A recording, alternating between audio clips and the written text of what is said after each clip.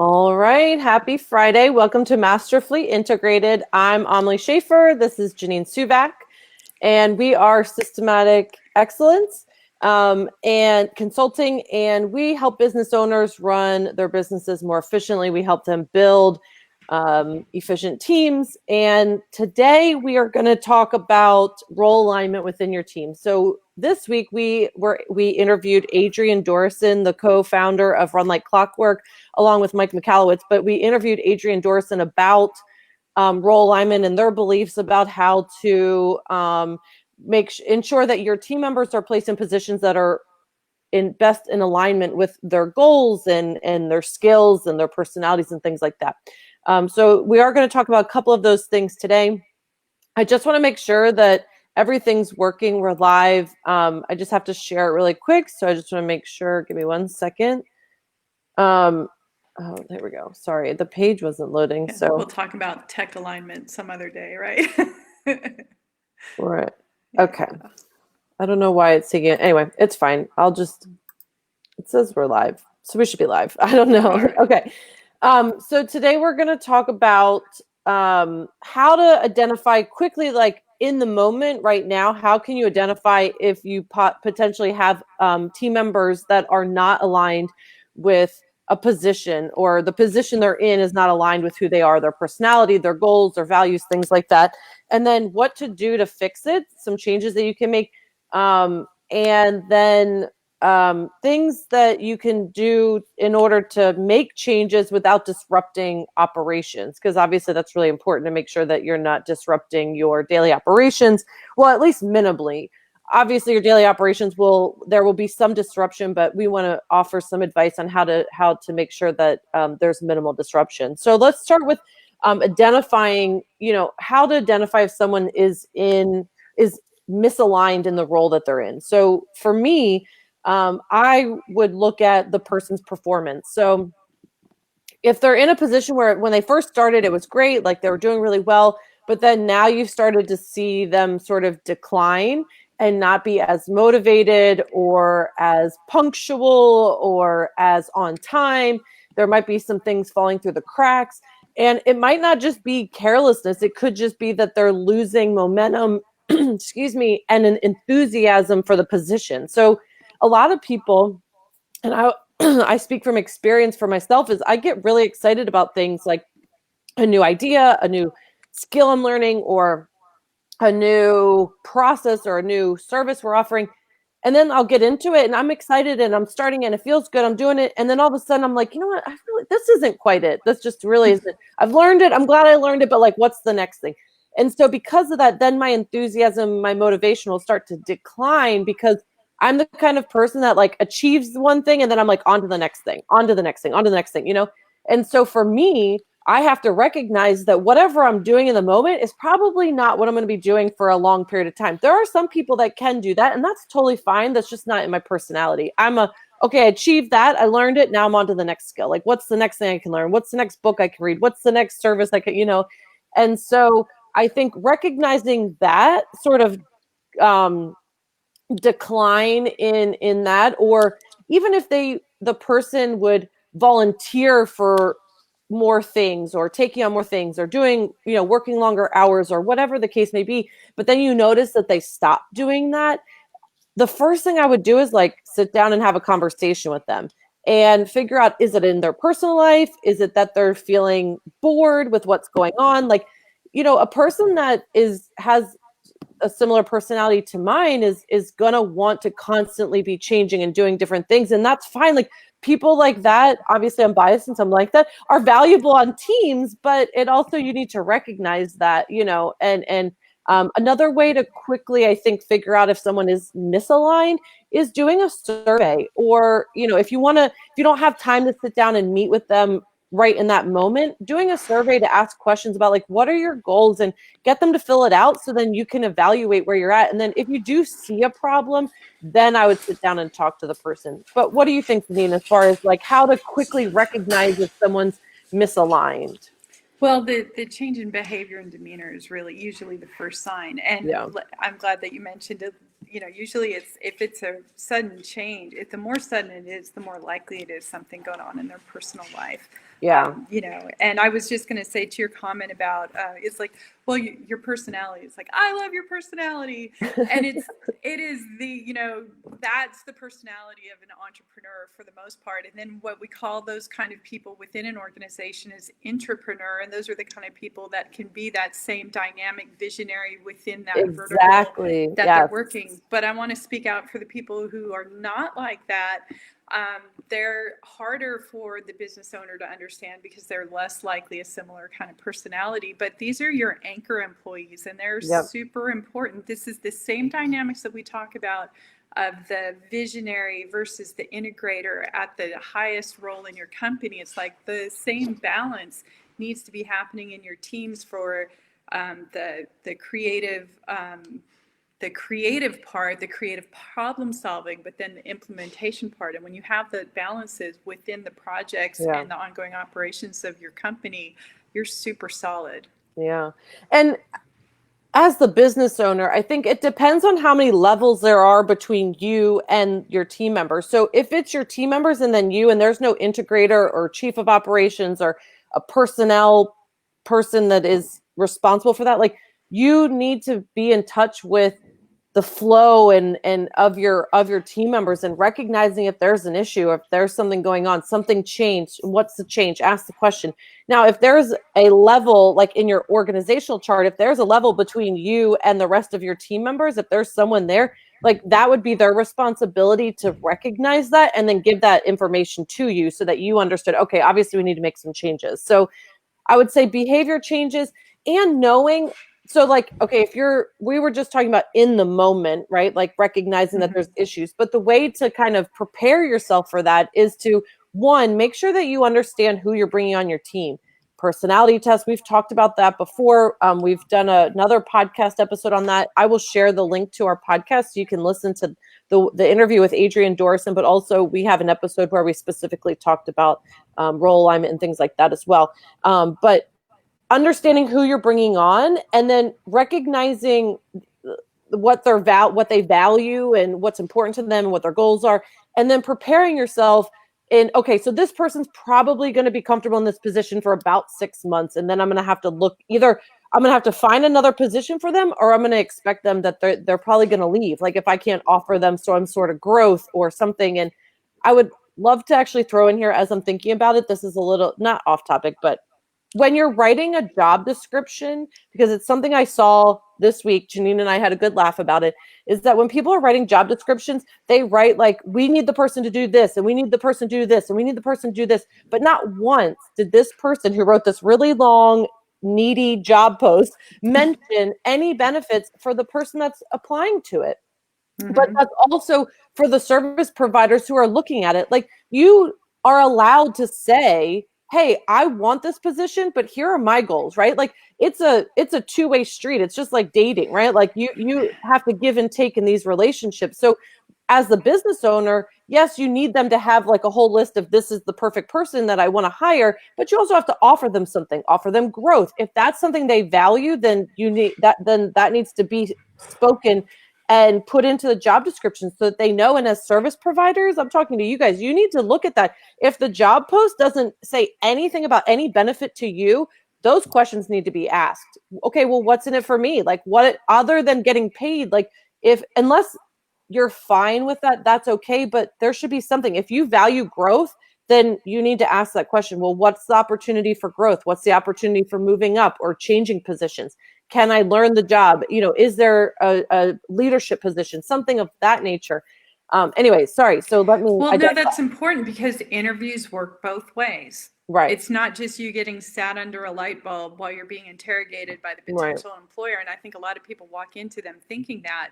But it's their opportunity to get to know you better, and the kind of questions you ask really indicate a lot about how you think and what your personality is, and answers a lot of those questions. Yeah. So you should, and that's your opportunity. You should really take it. Yep.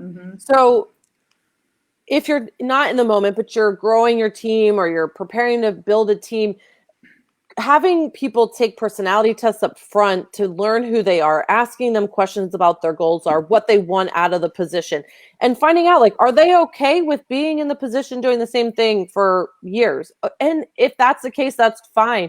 If they're not, then it's recognizing like, okay, so what is the path for me to keep them on the team? What does that look like, right? And recognizing that. So that, and then something that Janine and I were talking about as we were coming on live is doing quarterly or biannual reviews with the people. How's it going? How are you enjoying the position? What are your goals? Have your goals changed? Because people's values and goals will change over the years. And if someone's been with you for a couple of years, they might decide, you know what, I kind of want something different. So if you can't offer them a new opportunity or growth or getting a new skill or learning a new software or whatever, then they're most likely going to leave at some point to go find a new opportunity. So you either provide that to them or you have to understand that you're going to have to fill that position. That person's going to leave.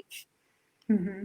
Turnover is pretty expensive, but Yeah. I just think, to your point, where do you see rapid changes in employees? It's like, well, when the first small child appears, that's a huge life change for the person, for the parent, and can dynamically change the drain on their energy, right? Yeah. Just during the day, Yeah. regardless of what they like to do.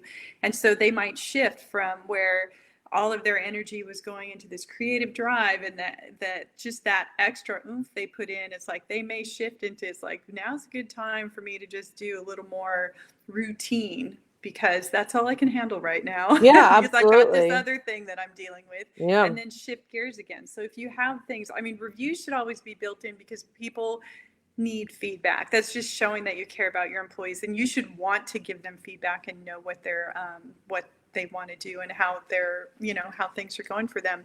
They're the eyes and ears. They know what's going on in your business better than you do because of what they do. And it's feedback for you as a business owner, or as the integrator or the person that's running the team. Like, it's feedback for you. Like, we talk a lot about if you're the bottleneck, well, you need to hear from your team if you're the problem, right? Like, and then it might be a little painful, might be a hard pill to swallow, but man, that you gotta not just feedback for them, but asking them for feedback about you and the situation in the processes and things like that is important.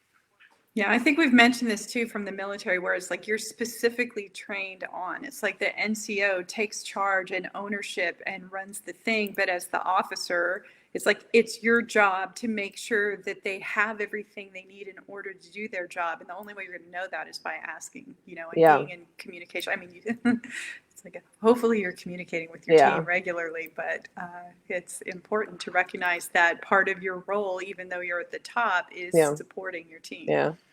So the next thing I want to talk about is how to determine what changes to make. So, if you do recognize that the person's maybe getting bored or they're looking for growth, and then what you need to do is ask them. So let's say two ways. One, if you're the employee or the team member or the contractor and you want to stay on that team, you can also give feedback to the business owner that, like, listen, I really want to learn this skill. I'd like to offer it. I know we're needing it on the team or whatever. And you can come up with your own ideas as the business owner. You can source information if your team members aren't giving you ideas and information like openly in that way. You can get information from them. Where do you guys see holes? What skills are you desiring to learn? Like, you can have these conversations. The other way you can look at things is, okay, this is where the person wants to go. This is what they want to learn. Where do I have holes, and how can I either take some things off their plate in order for them to start doing some other things? And then just figure out how you can sort of move some tasks around. And there will be some disruption if those people aren't already trained on those things. So obviously you're going to have to account for that time. But the way to prevent that from the very beginning is to cross-train, is to make sure that you have more than one person. Whether if you're on a small team, it might mean you as the business owner taking on some of those things temporarily while the team member is switching roles or you're filling another role, whatever that is. If you're on a larger team, you having people cross-train and know how to do and having more than one person know how to do those things. Like on our team, if we do the podcast process, and we've just opened up for 4 spots to be able to produce 4 podcasts along with ours, and having more than one team member that can edit the audio, that can create the graphics, that can do the copy. If we only have one person that does each thing, and that one person is sick, or, they miss some time, or they're out, or they want to take vacation, that would really put us in a tough position, and we would have to, under a lot of pressure, go find someone to fill that. And so it's important to think about that when you're, on your team and doing it the best you can. Obviously, and it's never going to be perfect. You're never going to have everything cross-trained, but doing the best you can to have a backup, I think is really important. Yep. And just like we were talking about with troubleshooting for bottlenecks or problems and things like that, it's like you don't necessarily have to be the one figuring it all out. Your team works together all day, every day, even in virtual environments. They know each other. They know what's going on with their friends. We're inherently social, right? They may all meet at Disneyland one time a year. You don't know. But they are more likely to come up with a plan of how to cross-train and rebalance, especially within the team, than you might. So it's like, by all means, toss it to them and see what they'd like to do and how they suggest going about doing that. Yeah, exactly. Mm-hmm. And then we kind of touched on this, but efficient ways to make changes without your minimizing the disruptions to your operations. So again, that's figuring out how to give tasks, take some off of some other people's plate in order to free up their time to do some other things, or if they're going to fill a new position, or they're going to learn a new skill, recognizing that if they've taken on the responsibility of learning something new, it's going to take time.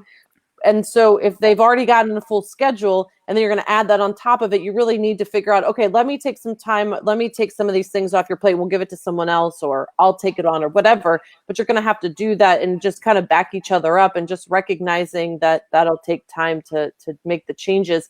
And, if you have two people that you're essentially going to switch positions or something like that, right, then you can have them working together on switching it, making sure that standard operating procedures are up to date before you make the switch. Like, that's got to be one of the first things they do. If they're already in a position, they have to be the one to make sure that those things are up to date and correct. So that way, when you do switch, those processes are already in place. That will help to minimize any disruptions in the normal operations of your team. Yeah, and that fresh set of eyes after they switch looking at it often will show the holes or the missteps. Yeah, exactly. Yeah, and then we talk about, what you're describing is that temporary disruption or slowing down while that's occurring. It's like in the long run, you have to ask yourself, why would you do that, right? Just for the sake of making somebody happy. But just like when you're in your flow, doing your work, and you lose track of time, and you just get, you get things done. Anybody in that state, it's like they get more done, and the quality of it is so much higher. So whether they're in a customer facing, client facing, content producing, or anything like that, that quality comes through. If you've ever seen that stuff that seems, just that kind of icky or forced, or just dud and no feeling to it, that's coming from the originator behind that. So that's why it's important that they're enjoying what they're doing and really feeling that energy. There's showing up for work and they get it done, and then there's woo, I'm here and I just had my cup of coffee and I'm fired up, ready to go. It's different. And not everything's gonna be like that. Like, there's gonna be things that they don't love doing, but if there can be a good balance where they feel excited to show up and work and be on the team, I think that's ultimately the goal, Mm-hmm. And just feeling like they have a choice or opportunities at times. Yep, exactly. It's a corporate culture that's very beneficial to cultivate. Yeah, that's awesome. Mm-hmm. So did you have anything else that you wanted to add as far as role alignment? Amelie, I'm going to take your job because I'm tired of my job. Okay. Let's do that. Let's switch. Okay, we'll switch. Anyway, we really are, we're grateful for you joining today. If you catch the replay, give us a hashtag replay in the comments. If you have any questions or thoughts about this topic, feel free to pop those in the comments as well. We will be back here next week. And I will put the link to our podcast where you can catch the full episode of the interview with Adrienne Dorison. And we'll also put the link, because we still have the 4 spots available for our podcast, our Power podcast production process. And we are only opening, like I said, we only opened up 4 because it's quite a big job, and we want to just make sure that we can maintain our highest quality work. So if you're interested in it, please book a call so we can get you all the information and find out if it's a good fit.